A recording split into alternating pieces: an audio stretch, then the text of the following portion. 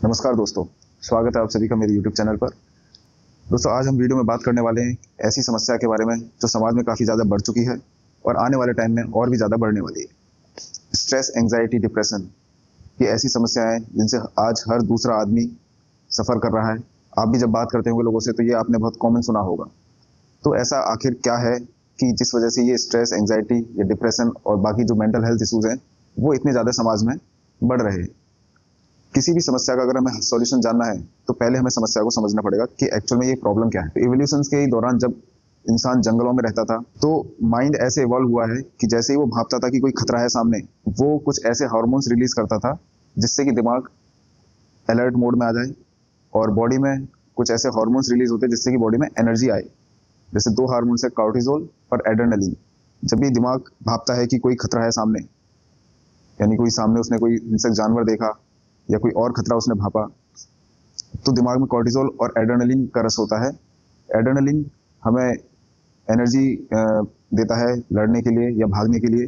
Cortisol वहीं पे alertness बढ़ाता है, मसल्स में स्टिफनेस लेके आता है, टाइट कर देता है थोड़ा सा और दिमाग को रिलैक्स नहीं होने देता। वो अलर्टनेस ले आता है कि उस टाइम पे दिमाग रिलैक्स नहीं कर सकता अगर कोई खतरा है सामने, तो कि आदमी जो है वो अलर्ट रहेगा लड़ने के लिए या भागने के लिए। इसको कहते हैं फाइट और फ्लाइट मोड। जब भी ब्रेन ये भापता है कि सामने कोई खतरा है तो वो ये इमरजेंसी सिस्टम एक्टिवेट कर देता है और उससे हमारी बॉडी फाइट या फ्लाइट मोड में आ जाती है।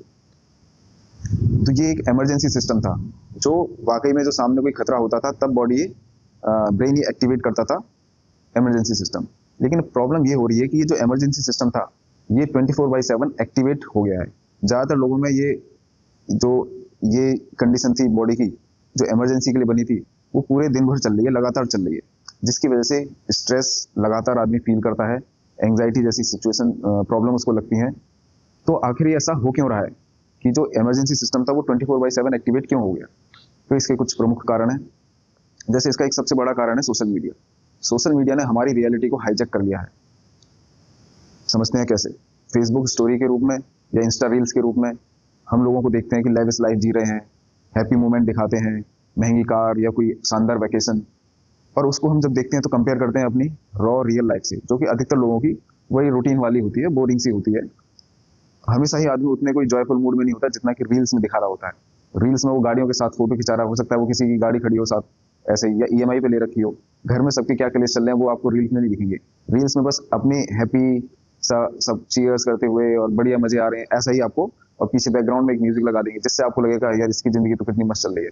और जब हम ये रील देख रहे होते हैं तो हम क्या करते हैं, अपने ऊपर एक सेल्फ डाउट ले आते हैं और हमें लगता है कि यार हम हमारी लाइफ में तो कुछ ऐसा कुछ खास नहीं चल रहा, और उससे एक इंफीरियरिटी कॉम्प्लेक्स होता है हमारे अंदर और हमें स्ट्रेस क्रिएट होता है। दूसरा एक जो सोशल मीडिया की वजह से होता है वो है डूम स्क्रॉलिंग, यानी कि जो नेगेटिव न्यूज़ होती हैं वो ज़्यादा वायरल होती हैं, क्योंकि जैसे ही कोई दुर्घटना घटी, कोई बॉम्ब फटा कहीं या कोई और हादसा हुआ, तो वो न्यूज़ लोग देखते हैं और पूरा टाइम पास देखते हैं, तो वो ऐसी न्यूज़ जो है वो ज़्यादा वायरल होती है।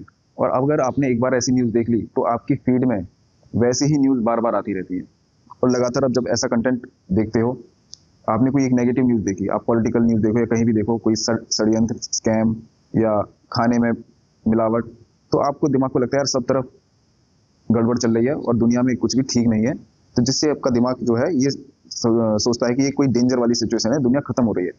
तो इसकी वजह से क्या होता है कि वो लगातार स्ट्रेस में आ जाता है। तीसरा है नोटिफिकेशंस। आपसे हर यूट्यूबर ये रिक्वेस्ट करता है कि अगर वीडियो अच्छा लगा हो तो वीडियो को लाइक करें, चैनल को सब्सक्राइब करें और साथ में बेल आइकन प्रेस कर दें। तो आप तो जाके बेल आइकन प्रेस कर देते हो।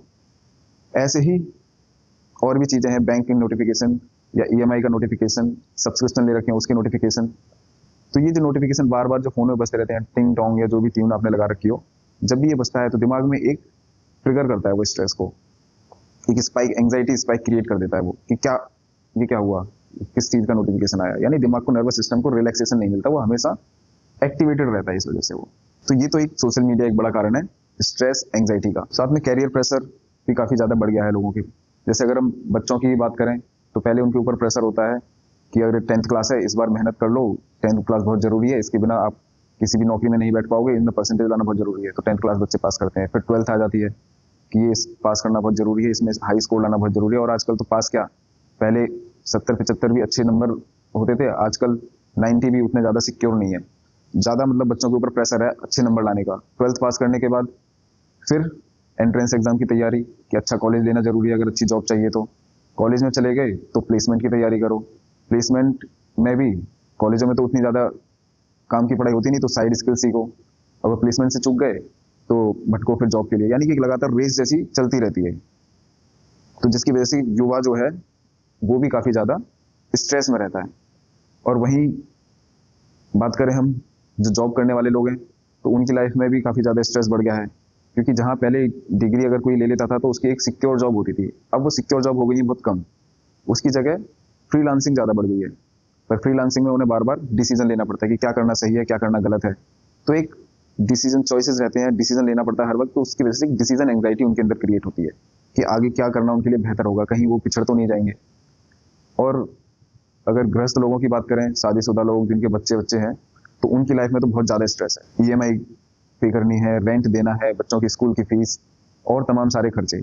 और वहीं एक तरफ क्या है कि जो बच्चे हैं या फैमिली में जो और मेंबर है, जो नॉन अर्निंग मेंबर है, उनकी डिमांड्स इतनी ज़्यादा हाई हो गई हैं वही कंपैरिजन की वजह से कि उसके पास तो ये कार है, कि वो ये ब्रांड के कपड़े पहनते हैं, वो वहाँ वैकेशन बनाने गए, तो उनकी डिमांड इतनी बढ़ गई है। तो जो अर्निंग मेंबर है उनके ऊपर जो बर्डन है, खासकर जो माँ बाप है, उनके ऊपर बहुत ज़्यादा बढ़ गया है। और वो लगातार मतलब मेहनत करते रहते हैं इन सबको मीट करने के लिए, और वो पूरा उनका बर्नआउट हो जाता है। तो उनकी एक्सपेक्टेशन पे आने का उनको मतलब काफ़ी ज़्यादा स्ट्रेस में रहते हैं। वहीं इन समस्याओं का एक बड़ा कारण है कि फैमिली स्ट्रक्चर हमारा बदल गया है। पहले लोग जॉइंट फैमिली में रहते थे, जहाँ मतलब दादा दादी, दो चार भाई हैं, उनकी पत्नियां, बच्चे। तो अगर घर में कोई समस्या हुई, कोई फाइनेंशियल इशू आया या कुछ और प्रॉब्लम है, तो घर के 5-6 लोग मिलकर बैठ के उस पर बात कर लेते थे और समस्या का सॉल्यूशन निकाल लेते थे। उसके बाद लेकिन लोग क्या हो गए, न्यूक्लियर फैमिली ज़्यादा होने लगी, और अब तो सिंगल लिविंग हो गया। अगर कोई प्रॉब्लम है, यानी कोई हंसी की बात है या दुख की बात है, तो उससे उनको खुद ही डील करना है। एक इमोशनल सपोर्ट भी उनके पास नहीं होता है, और अगर कोई फाइनेंशियल क्राइसिस है तो वो खुद ही उसका सॉल्यूशन निकालना है। ऐसा नहीं है कि उनकी सपोर्ट के लिए कुछ और भी है कि हाँ भाई चलो ठीक है, हम तुम्हारी ये मदद कर देंगे। इंसान को हम अगर इंग्लिश में बायोलॉजिकल डेफिनेशन देखो, उसका जो सिंपल टर्म है वो है सोशल एनिमल। और इंसान जो है वो इस तरीके से, उसका जो माइंड है वो इस तरीके से डिजाइन है कि वो हर्ड में, एक झुंड में सिक्योरिटी फील करता है। यानी कि एक ग्रुप होता है उसका, अगर 5-6 लोगों का ग्रुप है उसका, परिवार का, उसके दोस्तों का, उसके सपोर्टर्स का, जो उसको सपोर्टर कह सकते हैं, तो उनके बीच में जब वो रहता है तो उसकी एक सिक्योरिटी रहती है कि अगर कोई मेजर इशू आया, कोई बड़ी प्रॉब्लम आई, तो उसके साथ वो लोग हैं और देख लेंगे वो, ठीक है। तो अब वो चीज़ें टूटती जा रही हैं। वहीं एक और बड़ा कारण है न्यूट्रिशन, स्लीप और लाइफस्टाइल। ये तीनों ही चीज़ों की धज्जियां उड़ चुकी हैं। लोगों का न्यूट्रिशन पे फोकस हट गया है। जंक फूड, कैफीन का इंटेक ज़्यादा बढ़ गया है। जंक फूड और कैफीन के इंटेक से सीधे सीधे कॉर्टिसोल लेवल बढ़ जाता है। और नींद जो है वो बहुत ही ज़्यादा ज़रूरी है माइंड को, बॉडी को स्वस्थ रखने के लिए। पर लोगों का स्क्रीन टाइम इतना बढ़ते जा रहा है मोबाइल पे, लोग मोबाइल देखते रहते हैं, जिसकी वजह से वो उनकी स्लीप साइकिल है वो बिगड़ जाती है। हमारी जो बॉडी है वो नेचुरली नेचर के साथ इंक्लाइन रहती है, और उसके साथ उसकी सिंक्रोनस बैठा हुआ रहता है। यानी जब सुबह होता है, उजाला फैलता है, तो हमारी बॉडी में कुछ ऐसे हार्मोन्स रिलीज होते हैं जो बॉडी को एक्टिवेट करते हैं। उसी तरीके से जब वो शाम ढल रही होती है, नीला आसमान जो होता है वो धीरे धीरे गहरा होते जाता है, और लाल सूरज की रोशनी दिखती है शाम के टाइम, तो हमारे दिमाग को एक सिग्नल पहुंचता है कि हाँ अब शाम हो गई, अब रिलैक्स करने का टाइम है, सोने का टाइम है। तो वो धीरे धीरे बॉडी में ऐसे केमिकल्स, हार्मोन्स रिलीज करती है जिसका नाम है मेलेटोनिन, जो नींद लाता है, जो बॉडी को रिलैक्स करता है, और हम सो जाते हैं। लेकिन जब लोग स्क्रीन पे ज़्यादा टाइम बिताते हैं, मोबाइल देखते हैं, खासकर सोने से जस्ट पहले, तो वो जो ब्लू लाइट है स्क्रीन से जो निकलती है, वो दिमाग को मेलेटोनिन रिलीज करने से रोकती रहती है। मेलेटोनिन नहीं निकलता तो नींद नहीं आती, जिस वजह से वो स्लीप साइकिल है वो बिगड़ जाती है। लोगों की पूरी नींद नहीं ले पाते, जिससे उनको रिफ्रेश फील नहीं होता फिर अगले दिन सुबह उठ के। लोगों की लाइफस्टाइल भी काफ़ी ज़्यादा सीडेंटरी हो गई है। पहले लोग फिजिकल एक्टिविटी करते थे काफ़ी, व्हीकल्स का यूज़ कम करते थे, पैदल चलते थे, काम भी ज़्यादातर हाथों से होता था, घर का काम भी, और बाहर भी जो लोग थे वो ज़्यादातर फार्मिंग में लगे रहते थे, तो हाथों का काम करते ही थे। लेकिन अब जो जॉब्स हो गई वो ज़्यादातर एक जगह बैठे रहने की हो गई हैं। लोग कहीं अगर मार्केट भी जाना होता है तो बाइक या कार का यूज़ करते हैं, पैदल चलना मतलब बिल्कुल ही जीरो के बराबर हो गया लोगों का। तो जिस वजह से क्या होता है कि जब हमारी बॉडी फिजिकल एक्टिविटी करती है, तो जो हमारे शरीर में स्ट्रेस हार्मोन क्रिएट होते हैं नेचुरली, हर किसी की बॉडी में होते हैं, लेकिन जब एक्टिविटी होती है तो वो स्ट्रेस हार्मोन्स ब्रेक डाउन होते रहते हैं, तो हमारी बॉडी रिलैक्स फील करती है। पर अब लोग घर में बैठे रहते हैं, तैयार हो गए, कार में बैठ के ऑफिस पहुंच गए, ऑफिस में भी कुर्सी पे बैठ के काम किया, फिर वापस से कार में बैठ के घर में आगे बैठ गए। तो फिजिकल एक्टिविटी बिल्कुल ना के बराबर। फिजिकल एक्टिविटी नहीं होती है तो जो स्ट्रेस हार्मोन बॉडी में बनते हैं वो लंबे टाइम तक टिके रहते हैं और बॉडी में एक स्टिफनेस सी स्ट्रेस जैसा फील होता है। स्ट्रेस एंजाइटी का एक और बड़ा कारण है ओपिनियन का ओवरलोड होना। आज यूट्यूब, फेसबुक, व्हाट्सएप पर हर जगह एक्सपर्ट्स बैठे हुए हैं जो बिना रिसर्च करे, बिना लॉजिक के, बिना कुछ साइंटिफिक एविडेंस के कुछ भी बोलने लग जाते हैं और एक अपने आप को एक एक्सपर्ट की तरह प्रेजेंट करते हैं।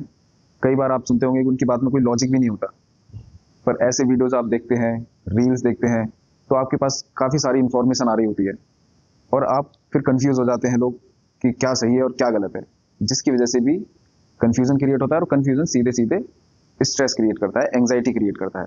क्योंकि हमारे दिमाग को शांति तभी मिलती है जब उसे ये पता होता है कि ये चीज़ ऐसे है, यानी निश्चितता आती है। जैसे कोई चीज़ निश्चित होती है तो दिमाग को अच्छा लगता है, और जहाँ रैंडमनेस बढ़ती है, कंफ्यूजन बढ़ता है, तो दिमाग ऑटोमेटिकली स्ट्रेस में आता है। जहाँ लोगों का फ़ोन का यूज़, इंटरनेट का यूज़ बढ़ गया है, चॉइसेस बढ़ गई हैं, वहीं लोगों के रियल जो रिलेशनशिप हैं वो खत्म होते जा रहे हैं, वर्चुअल रिलेशनशिप बढ़ते जा रहे हैं। लोगों से one on one, face to face बात करना कम हो गया है लोगों का। वीडियो का कंटेंट देखेंगे वीडियो में, या रील्स या पोस्ट के थ्रू। आपने फेसबुक पे कोई पोस्ट किया तो आप बस ये देखेंगे कितने लोगों ने लाइक किया, यानी कि जो कन्वर्जेशन थी, बातचीत थी, उसकी जगह कमेंट्स ने ले ली है। इमोशंस, आप जब मिलते थे तो आप अपने सुख की, हंसी की बात अपने दोस्तों से शेयर करते हो, परिवार के लोगों से, वो उसकी इमोशंस की जगह इमोजीज ने ले ली है। तो इमोशनल जो एक एक्सप्रेस आउट करके हमारा मन हल्का हो जाता है, वो भी अब लोगों का उतना नहीं हो पाता है, जिसकी वजह से एक लोनलीनेस फील करता है आदमी। और मैंने जैसे पहले भी बोला वीडियो में कि इंसान को हमेशा साथ में अच्छा लगता है, ग्रुप में अच्छा लगता है। लोनलीनेस सबसे बड़ा कारण है स्ट्रेस और एंग्जाइटी का। इंसान अगर ऐसी समस्या से गुजर रहा है तो उसको बिल्कुल भी अकेले नहीं रहना चाहिए, और कोशिश ये करनी चाहिए कि अगर उसे नहीं भी अच्छा लग रहा है तब भी ग्रुप में शामिल हो, वो ग्रुप एक्टिविटीज में जाए, फंक्शंस अटेंड करे, या जैसे भी हो वो लोगों के साथ कनेक्ट कर पाए। तो ये हमने जाना वीडियो में कि क्या मेजर कारण है जिसकी वजह से जो एक सिस्टम था इमरजेंसी में जो एक्टिवेट होता था, यानी स्ट्रेस होना कोई बेकार बात नहीं थी, पर ये सिस्टम क्रिएट हुआ था इमरजेंसी मोड के लिए, या कंट्रोल्ड वे में रहता था। ये अनकंट्रोल्ड क्यों हो गया? ये इन कारणों से की वजह से हुआ। अब इनके सॉल्यूशन भी इन्हीं कारणों में छुपे हुए हैं। सॉल्यूशन बहुत सिंपल है। पहला है कि स्क्रीन टाइम को आप लिमिट कर दें, यानी कि आप सोशल मीडिया का जो यूज़ है उसको आप कम कर दें, दिन में 1 या मैक्सिमम 2 घंटे ही देखें। दूसरा कि जो न्यूज़ का जो इनटेक है वो भी आप मैक्सिमम 10 मिनट तक ही करें, क्योंकि आप 10 मिनट में ही जो मेन जानने वाला है वो चीज़ जान सकते हैं। तीसरा, डेली आप 30 मिनट सनलाइट में वॉक करें। सनलाइट में हम जब धूप में निकलते हैं तो हमारा मूड अपने आप ही थोड़ा सा बेटर फील करता है, हमारा मूड थोड़ा बढ़िया हो जाता है। और वॉक करेंगे साथ में तो जो स्ट्रेस हार्मोन्स जो बॉडी में होते हैं वो ब्रेक डाउन होने लग जाते हैं और आपको रिलैक्स फील होगा। आप फिजिकल एक्टिविटी अपनी थोड़ी सी बढ़ाइए, अपनी बॉडी और कंडीशन के हिसाब से। आप ज़्यादा विगरस एक्सरसाइज ना करें एकदम से, आप स्लोली वॉक से शुरू करें, फिर अपनी बॉडी के हिसाब से आप समझो कि कितना करना आपके लिए ठीक है और कितना आप, जैसे अगर आपको ठीक लगे तो आप अपनी लिमिट बढ़ा सकते हो। और इसका सॉल्यूशन में कुछ जो पॉइंट है उनमें से एक है कि जैसे मैंने बोला कि अनिश्चितता जो है, यानी कि रैंडमनेस, वो स्ट्रेस को बढ़ाएगी। और जैसे ही चीज़ों को आप फिक्स करते जाओगे, निश्चित दायरे में लेके आओगे, वैसे ही आपका स्ट्रेस और एंग्जाइटी भी कंट्रोल होते जाएगा। तो बाकी जो काम धंधे हैं दुनिया में वो सब चीज़ तो आप फिक्स नहीं कर सकते, लेकिन आप अपनी दिनचर्या जो है वो फिक्स कर सकते हो। और उसमें भी सबसे मेन है सोने का और उठने का टाइम, यानी आप अपनी स्लीप जो है उसको फिक्स कर दें कि हाँ भाई मैं इतने बजे सो जाऊंगा। यानी कि आप शुरुआत में आपको अगर दिक्कत होगी नींद आने में, पर अपने जाइए, आप लाइट ऑफ कर दीजिए, कमरे की लाइट बिल्कुल डिम कर दीजिए, ऑफ कर दीजिए। मोबाइल सोने से मतलब 2-4 घंटे पहले तो ना ही देखें। शाम के वक्त से आप बंदी कर दो मोबाइल देखना, कि शाम के बाद मोबाइल देखना नहीं है। सोने से जस्ट पहले तो कोई मोबाइल कंटेंट कंज्यूम नहीं करना है। और आप कुछ ऐसी एक्टिविटी करें जिससे मन थोड़ा शांत हो, और जाके लेट जाओ। कुछ दिनों बाद आप देखोगे कि आपको उस टाइम पे नींद आने लगी है, और जैसे ही नींद बढ़िया होगी तो आपका भी मूड भी बढ़िया रहने लगेगा, बॉडी भी रिफ्रेश फील। तो स्ट्रेस और एंग्जाइटी का एक बड़ा कारण था लोनलीनेस। तो यही इसका सॉल्यूशन भी है कि जब हमने ये समझ लिया कि लोनलीनेस की वजह से स्ट्रेस और एंग्जाइटी होती है, तो अब हमें कॉन्शियस ये एफर्ट ये करना पड़ेगा कि हम अपने दोस्तों से, फैमिली मेम्बर से नज़दीकियाँ बढ़ाएं, बातचीत करें। अगर फिजिकली हो तो बहुत ज़्यादा बेटर है कि फिजिकली मतलब इन पर्सन आप जाके उनसे मिलें, बातचीत करें और टाइम पास करें उनके साथ, कहीं घूमने जाएं। और अगर ये पॉसिबल ना हो फिजिकल मिलना, तो आप फ़ोन कॉल को ज़रूर करें एक ट्रस्टेड फैमिली मेम्बर को या किसी दोस्त को, जिससे भी साथ आपको बात करके अच्छा लगे, आप अपना अच्छा या बुरी बात आप जिनके साथ शेयर कर सकें। क्योंकि ये सबसे बड़ा फैक्टर है। आप बाकी चाहे कुछ भी करें, लेकिन अगर आप लोगों से नहीं मिल रहे हैं, थोड़ी सी प्रॉब्लम मतलब लग सकती है इस स्ट्रेस और एंजाइटी से डील करने में। और लास्ट पॉइंट, आप हर रोज अपने लिए 1 घंटा निकालिए स्ट्रेस डिटॉक्स आवर, यानी इस घंटे में आप कुछ भी कर सकते हैं, अमूमन मतलब सोने से पहले या शाम के वक्त आप करें ये काम, क्योंकि ये आपको थोड़ा सा काम करेगा, काम मतलब शांत करेगा, और जिसके बाद आप फिर सोएं, खाना वाना खाएं और सोएं। तो इस घंटे में स्ट्रेस डिटॉक्स आवर में आप कुछ ऐसी एक्टिविटी कर सकते हैं जो दिमाग को शांत करती हैं। ये आपकी चॉइस के ऊपर है, जैसे कि आप म्यूजिक अगर लवर हैं तो म्यूजिक सुन सकते हैं, या फिर अगर बजाना पसंद है कोई इंस्ट्रूमेंट तो बहुत बढ़िया है, आप मार्शल आर्ट क्लास ज्वाइन कर सकते हैं। यानी कोई आपकी ऐसी हॉबी है जो आपको करना पसंद है तो वो आपको बहुत हेल्पफुल रहेगी इस चीज़ में। आप जर्नलिंग कर सकते हैं, यानी आपने पूरे दिन भर आज क्या किया उसका एक नोटबुक में आप लिखें उसको, और आपके दिमाग में क्या विचार आए, या कहीं आप घूमने गए, किससे आप मिले, क्या बातचीत हुई, आप उस चीज़ का विवरण जब लिखेंगे तो उससे भी हमारा दिमाग बहुत ज़्यादा शांत होता है। या आप उस वक्त क्या सोच रहे थे और बाद में जब काम करने के बाद आपको क्या लगा, ये आप उसमें लिख सकते हैं। और उसमें भी सबसे एक इम्पॉर्टेंट बात है कि अगले दिन का आप अगर प्लान लिख देंगे तो और भी ज़्यादा फायदा होगा, क्योंकि पहले भी मैंने कहा निश्चितता जितनी आप अपने जीवन में लेकर आएंगे उतना ही स्ट्रेस कम होगा। तो अगर आपका अगले दिन का आप प्लान कुछ लिख देंगे, हाँ कल मुझे ये करना है, तो आपने दिमाग को ये बता दें कि हाँ अगला दिन आपके कंट्रोल में है, और जैसे ही दिमाग को एक सेंस ऑफ कंट्रोल फील होता है तो वो शांत हो जाता है। तो दोस्तों हमने यहाँ पे स्ट्रेस, एंजाइटी और डिप्रेशन से रिलेटेड कुछ जाना कि सोसाइटी में इतने क्यों बढ़ रहे हैं और उसके क्या आप स्टेप्स लेके उनको कंट्रोल में ला सकते हैं।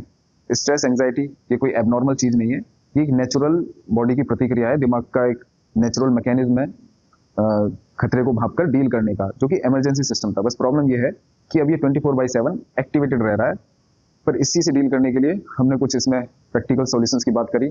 और अगर आपको कुछ major health mental health issues हैं, साथ में आप एक वेल क्वालिफाइड साइकोलॉजिस्ट से मिलें जो आपकी पूरी बात सुनेगा और वो रूट कॉज में जाएगा कि मेनली किस वजह से आपकी ये ट्रिगर हो रहा है, स्ट्रेस या एंजाइटी या डिप्रेशन की जो भी कंडीशन है, और वो आपको 1-2 सेशन में आपको गाइड करेगा कि हाँ आप ऐसे ऐसे करें, और वो वाकई में हेल्पफुल होगा। दोस्तों इस वीडियो को यहीं खत्म करते हैं। अगर वीडियो अच्छा लगा हो तो लाइक करें, सब्सक्राइब करें, जो बेल आइकन है उसे ना दबाएं। धन्यवाद।